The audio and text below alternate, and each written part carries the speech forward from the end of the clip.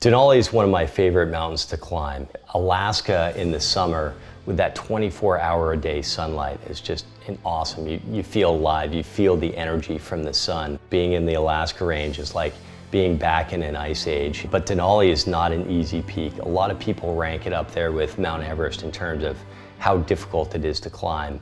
Obviously Everest, the difficulty comes in the high altitude, the thin air, whereas Denali, it's more about the loads and the amount of work you have to do. Typically you leave Denali Base Camp with 120 pounds of gear, about 50 kilos of gear per person, and you're dragging a sled or carrying that in a pack, and it's just an incredible amount of work. So it's a very physical peak, and also there's no help on Denali. There are no mules, no yaks, no porters to help carry the gear, so everything is on you. Denali is climbed in the North American summer. It's at such an extreme latitude, 62, 63 degrees north latitude, that any other time of the year it's just too cold. You climb through a tiny little climbing town named Talkeetna, Alaska. That's where you catch the plane into base camp. In general, you climb a route called the West Buttress. That's where probably 80% of the traffic on Denali is. And that follows the Kahiltna Glacier, which is a very large glacier, up most of the route till you start heading up kind of the West Buttress proper.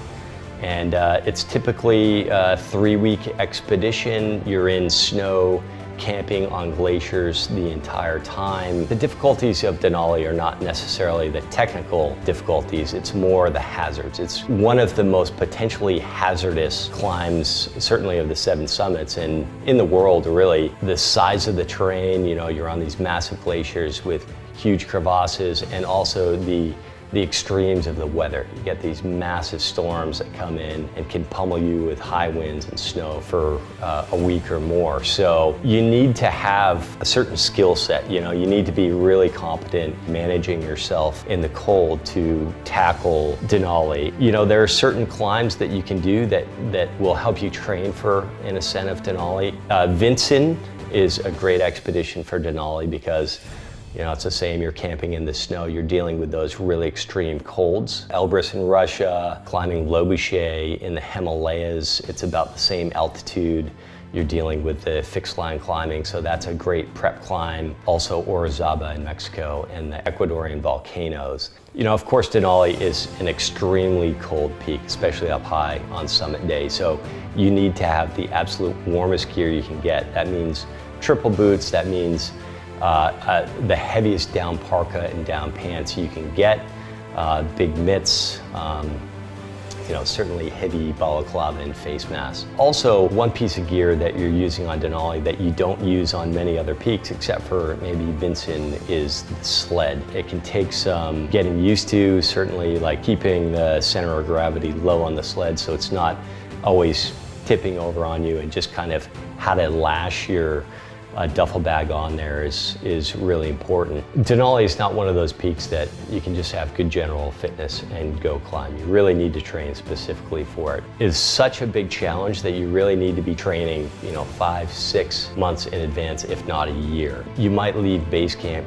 carrying 120 pounds, 50 kilos of gear between your pack and your sled.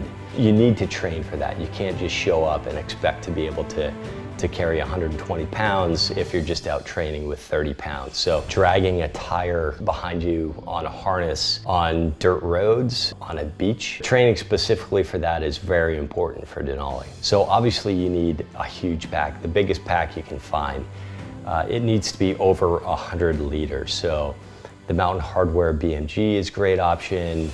The Hyperlight 5400 Porter is kind of the smallest you'd want to go. I think Osprey makes some really big packs as well. Those are the options you want to be looking at. It's really important to maintain the hygiene on the mountain and pack out what you pack in. So trash, obviously, you can collect that trash as you go up the mountain. You can cache it, you can leave it out of camp, pick it up on your way down to save yourself that weight. In terms of human waste, you use something called a CMC, a clean mountain can, and then you seal these up, and again, you can cache these pick them up on your way back down, drop them off at the ranger station, and they take care of them for you. If you're climbing with a guide service, pricing amongst the different concessionaires on Denali is generally about the same. It's absolutely critical to make sure that you know the people in your team have the requisite skills, so glacier travel, crevasse rescue, and to be able to perform these skills in adverse conditions, really. If you're climbing on your own,